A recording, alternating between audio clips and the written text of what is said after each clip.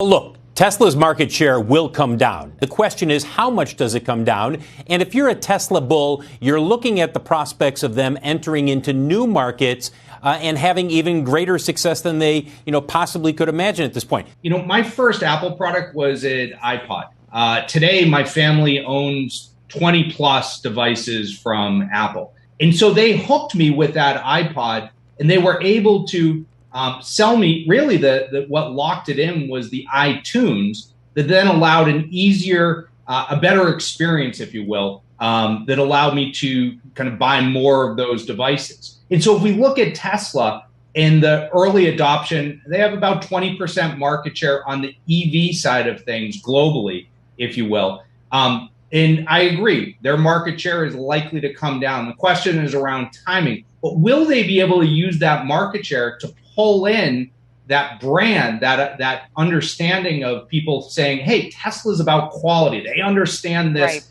right. The energy shift better than anybody. So I want to put their solar panel on my house. Hey, I'm Stephen, and this is Solving the Money Problem. If you're new, welcome. If you're not, welcome back. So in today's video, I'm going to be reacting to some comments from a top-ranked analyst discussing the Tesla ecosystem, some comparisons with Apple, and his thoughts on Tesla's market share into the future. So let's get into the video. If you love crypto, stocks, and free stuff, or just want to help out the channel, check out these great offers. BlockFi are launching the world's first Bitcoin rewards credit card. People in the US can earn 1.5% Bitcoin back on every purchase with no annual fee using the BlockFi Bitcoin rewards credit card. Check out the link in the description, and for a limited time you can get up to $250 in crypto bonuses when funding a new account on BlockFi, where you can use cryptocurrency to earn interest, borrow cash, and buy or sell crypto. If you want your free crypto, use the link in the description. And if you'd like up to 2 free stocks, check out the link in the description to WeBull. If you open a new account, you'll get 1 free stock valued up to $300 just for opening an account. And if you make an initial deposit of $5 or more, you'll get a second free stock valued up to $2,000. Seriously. Free stocks? Yes, please. And finally, if you're in Australia, the UK, or New Zealand, you can get a free stock with stake, also linked in the description. Thanks so much for your support, guys. Let's get back to it. Now, just for the record, Jed has a $940 price target on Tesla stock and currently has a buy rating on the stock.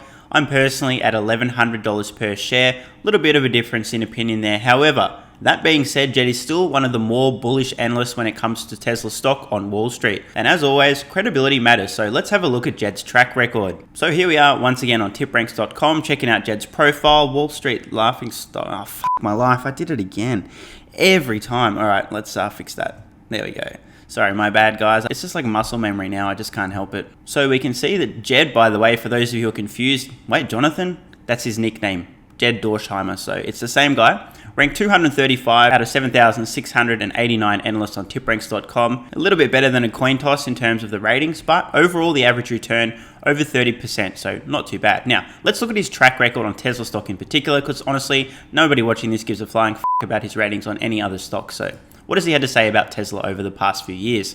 Go back to the very beginning there. Initially, hold, probably buying into the FUD a little bit in terms of Tesla might go bankrupt, then realizing, wait a minute, they're not going bankrupt, and recommending heavily people buy in early 2019. And by the way, this was a very good time to be buying Tesla stock. But at this point in time, it's like, dude, are you serious? This is the best bargain on the entire stock market. At this point in time, when most people thought the world was ending, I think Jed was among them, just suggesting people hold. Tesla stock continuing to go much higher, still a hold rating, and then suddenly realizing, wait a minute, they're absolutely slaying it, they're highly profitable, they're dominating, they're maintaining market share. Now recommending people buy Tesla stock. And just for the record, because I'd like to point this out, I was buying Tesla stock this entire time. If I was an analyst on Tesla stock, I would have had a buy rating since the beginning of 2016, the entire time. And I still today believe it is one of the best risk-adjusted opportunities in the stock market, at least that I can identify. With that said, let's have a listen to what Jed had to say about Tesla. Our next guest remains bullish. In fact, after last night's event, he upped his price target to $940 from $768, saying Tesla's brand and ecosystem are actually Apple-esque. For more, let's welcome in our own Phil LeBeau with the analyst who made the call, Jed Dorsheimer, Global Head of Sustainability Research at Canaccord Genuity. Welcome to you both. So many places I could start here. Jed, I'll begin with you. Why, after last night, did you up your price target? Yeah, so a few things. If you look at our upgrade, which goes back, a little while here, we talk about the brand and being able to bring that into other parts of the energy ecosystem, which so far Tesla has not been all that successful in doing. That's the Apple-esque part of things. And that's kind of our, positive stance. So we got that from last night. We also got much higher deliveries and a positive mix shift, which we think is going to lead to healthier margins. And so I think you've got a little bit of buy on rumor, sell on news happening today. But as we go into the earnings report, we are expecting better than street expectations, which I think carries the stock higher. Into earnings. All right, so Phil, it is interesting to look at the delivery numbers, the sort of tantalizing prospects of all these new gigafactories and what they could deliver, but they're still bringing them fully online. I'm curious how they can both produce more cars than ever at a time when their market share might be under pressure from more competition than ever. Now, I don't want to be too hard on the host here, the anchor. She's probably just trying to make conversation and throwing out a talking point, but let's just cover this briefly again. Tesla can simultaneously lose market share in any market you name on planet Earth, whether it's global EV share, whether it's US EV share, whether it's Chinese EV share, European EV share in Timbuktu or bumfuck nowhere. And at the same time, they can continue to increase their deliveries quarter after quarter. How is this possible? Because the entire global EV market is growing. And this is how things will play out. There's going to be a lot of FUD in the coming months and coming years. Tesla's market share collapses in this market or that market. Tesla's losing market share. Tesla has lost market share for 6 quarters in a row, blah, blah, blah, blah, blah. But this will be completely meaningless. The only number that matters, the only metric that matters, is Tesla selling more vehicles globally month after month, quarter after quarter. If the answer is yes, that's literally all that matters. So I just wanted to flag that ahead of time because this is low-hanging fruit that the FUDsters are certainly going to pick repeatedly. As it seems that the general interest with these big announcements from GM and Ford and all the rest of it, I just wonder if the tide is turning towards the average person starting to think more seriously about EVs, not least because gasoline is so expensive right now. Right. Well, look, Tesla's market share will come down. I mean, you're not going to stay at 63% forever. The question is, how much does it come down? And if you're a Tesla bull, you're looking at the prospects of them entering into new markets and having even greater success than they, possibly could imagine at this point. Cybertruck is a good example. Look, are they going to take over the pickup truck market? No. It is a lifestyle pickup truck.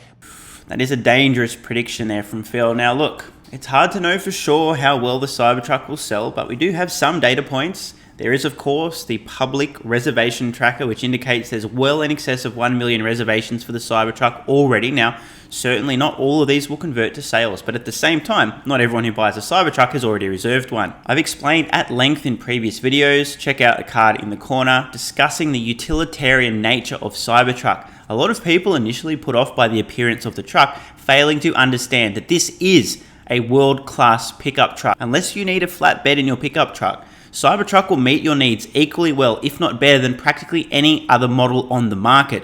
A lot of people don't get this because as soon as they see this weird-looking Cybertruck, their brain shuts down. Look, I hate the way that looks. And they fail to actually understand the specs. I mean, Tesla's released this, clearance, size of the bed, the durability, I could keep going on and on and on. The point is, the Cybertruck will suit the needs of practically every pickup truck owner that exists on Earth, apart from a small minority who need an extra long bed or loading in from the sides, these kind of things. People aren't getting this yet. I think it will take a while, but once Cybertrucks start hitting roads in the United States and people can actually show them off, use them, get in, try them out, and put them to work, I think there's going to be a shift in perceptions. A lot of people go, man, this is the ugliest thing I've ever seen. Might realize, well, guess what? It still suits my needs better than anything else, so I might just buy one. There's certainly a segment of the market, a segment of consumers out there who care so much about aesthetics or brand or appearance that nothing else comes into the equation. But this slice of the market is a lot smaller than I think most people realize. In fact, let's get a little bit meta for a moment. Let's talk about this YouTube channel. Now, I cover stocks, investing, finance, blah, blah, blah, blah, blah. So you could probably lump me in the same category as a Wall Street stock analyst. One key difference, however, is that I give literally zero fucks about things that most Wall Street stock analysts care immensely about.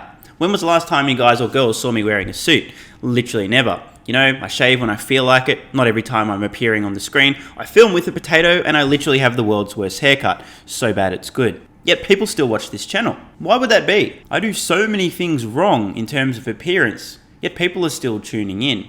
Why? For the people watching, Substance matters more than style. Of course, there are some number of viewers out there who care so much about style that no amount of substance can make up for it, and that's fine. These are the people that get extremely butthurt and triggered and leave angry comments when I drop an F-bomb or make jokes about the women in their lives. Funnily enough, a fairly large percentage of these folks continue to watch this channel, even though I grade them the wrong way. The point that I'm making here, of course, going back to the Cybertruck, is despite the fact that aesthetically it is quite divisive, people either love it or hate it, it still has the ability to become one of, if not the best-selling pickup truck in the United States. Now, am I predicting this will happen? No, but it is absolutely a possibility. So many people are foolishly writing the Cybertruck off, either A, because it looks weird and therefore no one's going to buy it, or B, they're so dumb that they haven't actually looked at the specs and they think that it won't deliver the same performance, features, utility, and functionality as a conventional pickup truck. But there appears to be appetite, and lifestyle pickup trucks make up about 20 to 25% of the pickup market. So that's one market that they have yet to enter into.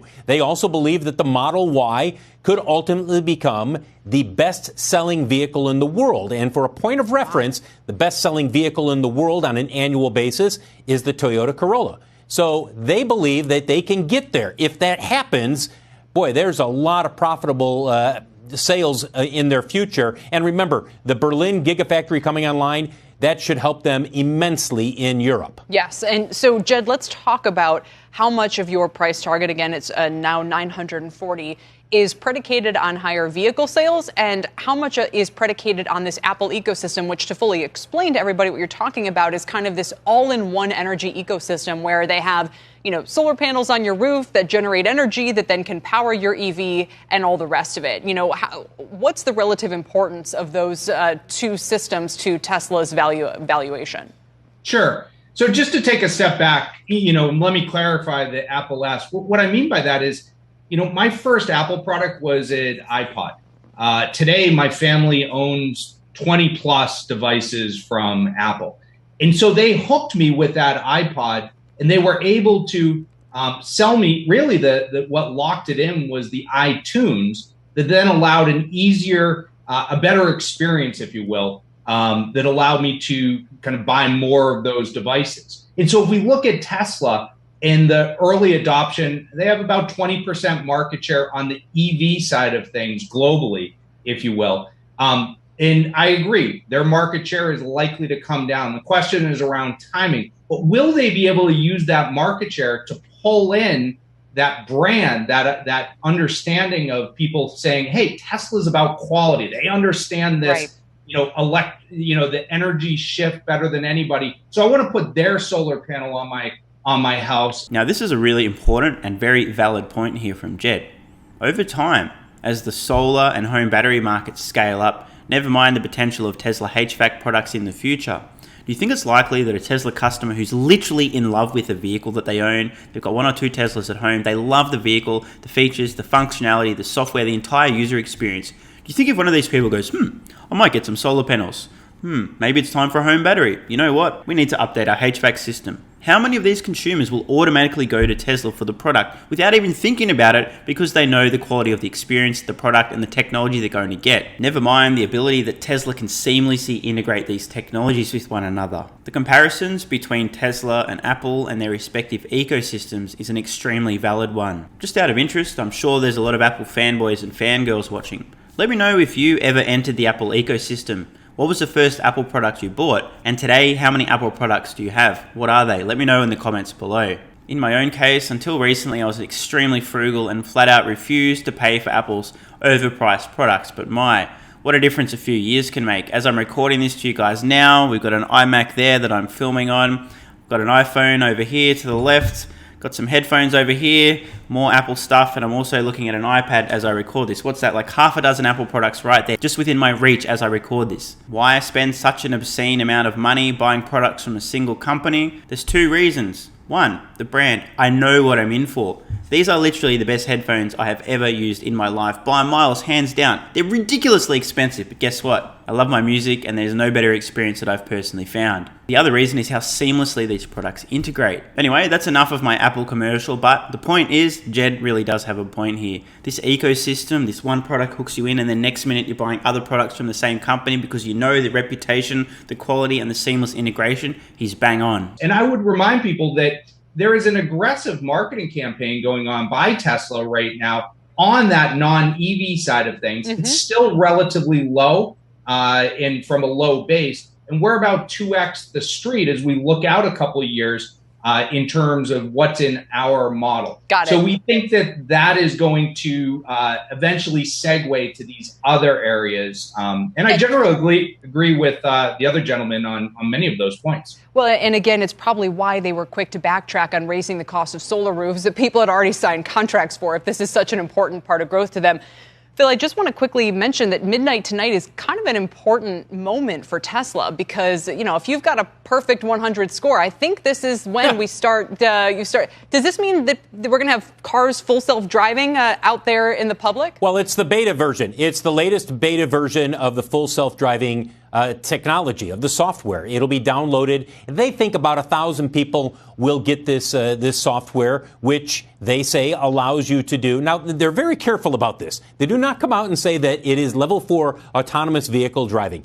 There's no vehicles out on the road that have that capability right now. Let's be clear about that. But they do believe that this is the next level of hands-free driving and autonomous driving, and that this is one more step towards level 4 autonomous vehicles out on the road. So we'll see what it's like. Look, the full self-driving story is one where if you're a Tesla bull, and I have friends who own Tesla who are like, can't wait for full self-driving. And when I bring up to them, have you seen it yet? No, but it's coming. So you have to take it with a grain of salt, but it is an important day for the launch of the latest beta version of that. Yeah, and from what I understand, it's hard enough to get a perfect score that maybe only the very, very best, safest, most cautious drivers are going to be the ones with this technology, at least to start.